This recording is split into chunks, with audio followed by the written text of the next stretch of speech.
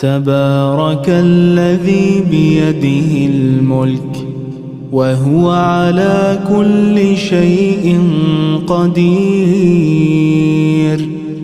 الذي خلق الموت والحياة ليبلوكم أيكم أحسن عملا وهو العزيز الغفور.